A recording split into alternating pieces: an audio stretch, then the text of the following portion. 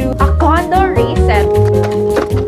So I will declutter and also this winter shoes, kailan ko kaya siya ulit magagamit? If wala, declutter. Can you believe it? It's been more than a year. Also, I have mixed feelings about this condo. Hello and welcome back to my condo. Wow, no, ang tagal ko kayong hindi na-invite ulit sa aking condo. I always vlog here but I've never done like a dedicated condo vlog again ever since tayo ay nag-condo makeover. But actually guys, can you believe it? It's been more than a year since I was here kasi I signed another lease sa condo na to. First time ko siyang gawin. Ever since moving here sa Manila, ako ay lumilipat every time nag-expire ang aking kontrata. But this time, I actually signed another lease. So I thought we'll do a condo reset. Because guys, parang I was watching back my old vlogs. Sabi ko, ay, nakakamiss naman yung panahon na super excited akong gawing aesthetic in place. Super excited akong, yung ayusin talaga siya. Yung parang mukhang Airbnb na walang nakatira. But I gave up on that concept na kasi, well, first of all, may nakatira dito. Of course, it's gonna look like may nakatira. I have pets. It's gonna look like I have pets. Of course, they're gonna have things here. So today, tayo ay magko-condo refresh. I'm not going to buy anything. This is not going to be, let's go buy more things to make the condo aesthetic. Alam niyo ba kung anong aesthetic ay maayos at malinis? Yun ang goal ng ating vlog. Welcome to my vlog. Namiss ko kayo. I'm actually filming on my big camera ngayon. Tapos para ako reporter. Hello, gano'n. But yeah, let's do a condo refresh. Welcome to my entryway. Do you guys remember nung binili ko to? It was a year ago. I can't believe I've been here for a year now. Sobrang bilis ng mga pangyayari sa condo na to specifically. Also, I have mixed feelings about this condo. I mean, yung mga may bata ba talaga dyan sa labas? O may naririnig akong kakaiba? It's an actual kid. We're good. Okay, as I was saying, this condo signifies growth for me. And you know naman guys, ang mga growth talaga, minsan challenging siya, ganyan. So, feeling ko, yung last condo ko, it signified success, ganyan. I was reaching milestones after milestones. Talagang pa-success ang aking life doon. And dito naman, successful pa din, yes, pero merong mga challenges that made me grow and I'm still growing in this condo. Feeling ko, hindi pa ako tapos. Kaya din nag-sign ako ng lease, guys. Parang feeling ko, hindi pa ako ready to move on. I'm still growing. If you move a lot, you know what I'm talking about. Like, you feel like a certain place is a certain era for you in your life, a certain phase in your life na talaga you have to go through. So I signed another lease and I'm going through it.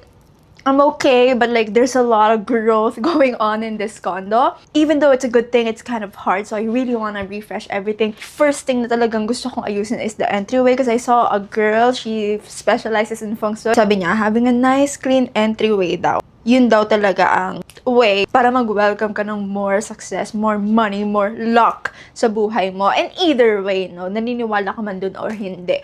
Nakakahiya naman unang-una may kita ng bisita mo, magulo. So, yeah, this used to be such an aesthetic corner in my life, but my shoes are overflowing. May galon pa dito. And let's just do a little cleanup here, lalo na sa taas, because I have documents, keys. My sister's pa here. I don't know. This does not belong here. Why is there a random pad here? Saan to belong? Saan? Sa banyo. Lahat kailangan meron siyang place. Lahat organized. Lahat efficient. If wala, declutter. So let me shut up and let's go declutter. Take everything out just so I know what needs to stay, what needs to go. I bought this and I never charge it again since that day. These are so pretty pero hindi ko siya sinusuot.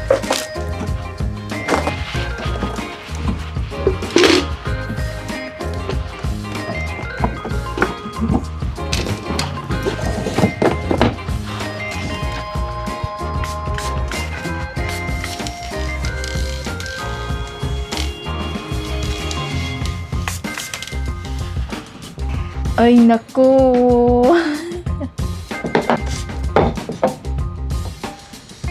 The key holder always has so many things in it. should only hold the keys. Gotta find the refill for this. Excuse me.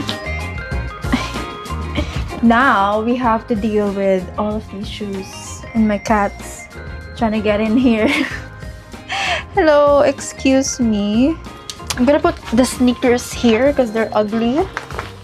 And I don't wear sneakers a lot. This I need to declutter. This winter shoes, kailan ko kaya siya ulit magagamit? Nakakamiss naman mag-winter.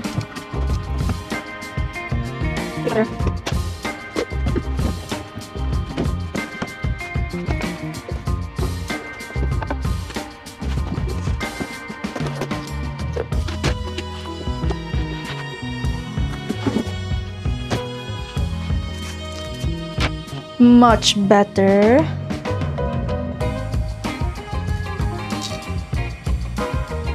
Tada! Mas malinis na siya. Significantly. Wala nang masyadong anik-anik.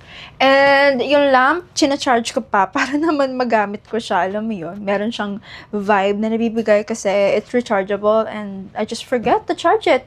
And I don't have that vibe anymore. So, yeah, I'm so happy that this is so much better. I'll show you kung ano yung mga na-declutter ko. Here are all of the shoes na na-declutter ko. Don't worry, hindi siya tapon, pamigay siya. Like, I have a lot of people who would love that. And then, these are all of the stuff na nasa entryway ko na wala naman dapat doon. Like, these documents, they need to go in a different area. But yeah, I'm so happy na medyo maayos na to at nagkaroon pa ako ng space because my shoes are overflowing and I wear the same 4 shoes. Hindi ako super ma-explore sa shoes, although that's what I'm trying to change. I really want to wear all of my things, all of my clothes. 3, 4, 5 pairs of shoes na nabawas dito. Next, I'm actually hungry. Kain muna ako, guys. I need to hit my protein goals. So, kain break.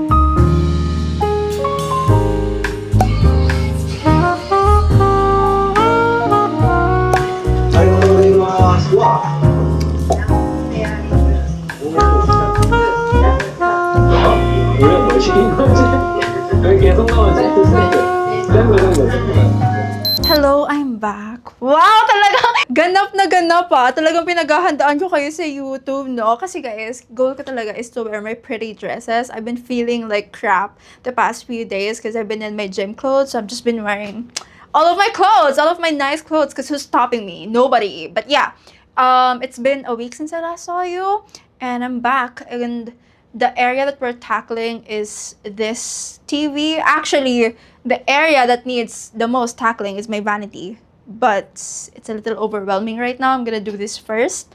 And then once I got the groove going. Actually, you know what?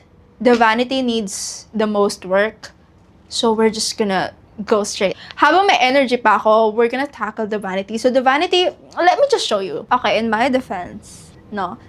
Kaka-film ko lang. So, yun ang aking defense. Usually, may space naman dito konti. But, generally, my vanity is really very cluttered because I do get a lot of PR. And I try out different products. So, I will declutter and also make space for everything. So, yeah, I'm dreading this. But, let's get started.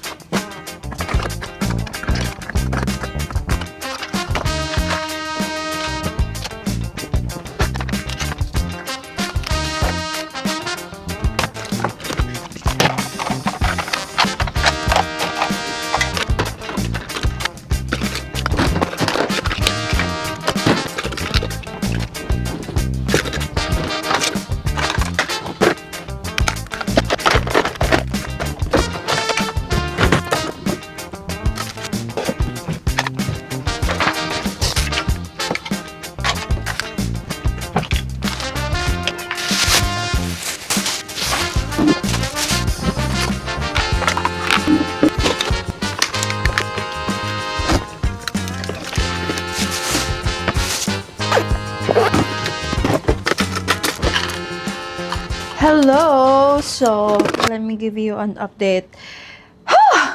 There's a lot of things to do pa. So, here is the current situation of the vanity. Believe it or not, marami nang naayos dyan. Here's everything that I'm going to throw out. And here are things I'm decluttering. I actually really like a lot of these products. These are just shades that don't work for me, or they do work for me. I have similar shades lang, and I only have one lip, so I try to share it with my girls, my family. Yeah, I actually have more here. Hindi ko napapakita. Ito yung mga medyo bago. I might actually set aside a giveaway for you guys. We haven't done a YouTube giveaway. Let's do that. I'll do mga bagong gamit. So yeah, I'll set up like a giveaway box for you guys.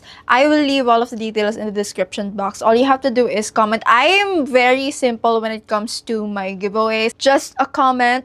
Make it fun, make it meaningful, ganyan. Ginanahan ako mag-declutter some more kasi meron na akong goal. Lalagay ko dito yung pang giveaway. I won't show you anong brand yung ibibigay ko sa inyo. It's just a giveaway mystery box. O, diba? Exciting. And ilalagay ko lang yung mga mechanics sa description box kung kailan ko i-announce. So, winner saan, ganyan-ganyan. I-figure out yun pa kasi. But yeah, if you made it through this video, leave a comment that will give you an entry to this giveaway. Woo! I have to lock in and then I'll give you guys an update again. Do it in the morning, do it at night, do it before this scale. What is that? So this is a scale that we will empathy, compassion. Yes. All have the performance-based qualities. We call them MEMS. And when we look at the research, this is looking at a scale. It's called the trust versus assertiveness scale. But everyone's happy with them. What about someone who is really high on courage?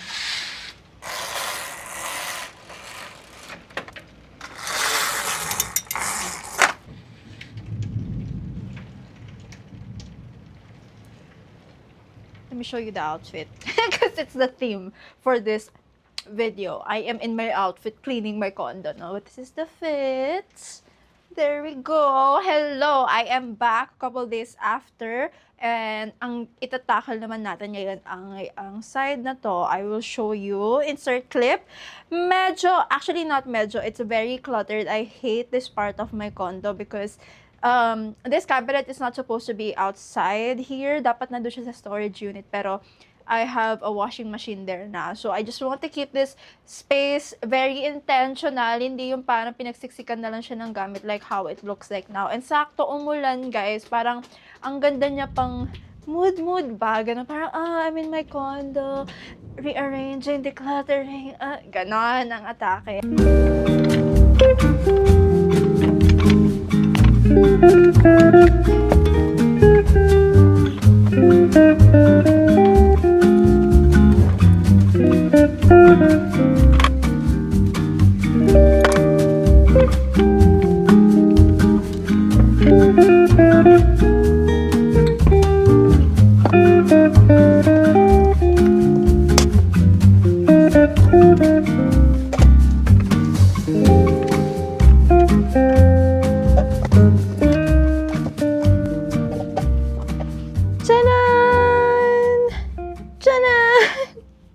Guys, tingnan nyo, mas maayos na yung perfume. Hindi na siya overflowing. Na-declutter din ako. And then, I put all of these bottles. You might be weirded out, like, why am I keeping wine bottles? This is from my anniversary with my boyfriend. My first anniversary with him. This is for my birthday last year. So, I try to keep the bottles for any celebration. But here's everything. The perfumes are looking a lot cleaner. And then, nilabas ko na rin sa cases to mga glasses ko kasi nalilimutan ko meron akong ganyan. I only have those. But sometimes, pag hindi ko nakikita, hindi ko nagagamit. And then here, just some accessories and caps. And then, this side, super laki ng improvement ng side na to, guys. Kita nyo, hindi na siya cluttered. Mas mukha na siyang intentional na nilagay ko talaga dyan. Although the big bags, I'm not too happy that it's there.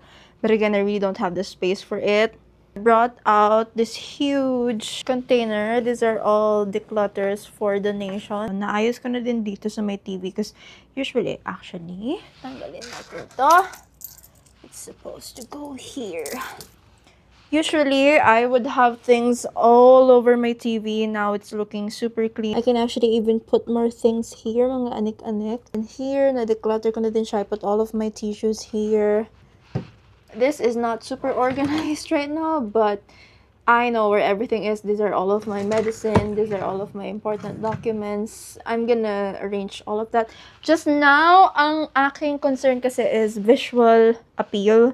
Alam mo yun, yung visual clutter. And right now, I'm happy because it's looking so cute. Guys, oh my God. I think I'm gonna end the video here. Papakita ko sa inyo yung pinaka-result niya in natural light after I do this outro. So, please stay until the end. But guys, I'm so happy kasi nagising ako today. Tingnan ko yung condo ko. I'm so excited again to live in this space because everything is much more organized. Hindi na siya cluttered. Very refreshed. Parang na ulit siyang bago even though wala akong nilagay na bago sa space ko. So yeah, if feeling niyo in a rut na kayo or talaga move na ulit kayo tapos parang hindi nyo na na-appreciate yung place ninyo, do a refresh, do an apartment, a condo refresh. It's really helpful kasi now I'm looking around tapos parang, like, this place is like my crib na ulit. Alam mo yun, nakaka-excite talaga siya. Thank you so much for watching. Now, we'll see you in my next video. And since you made it this far, here's our condo refresh.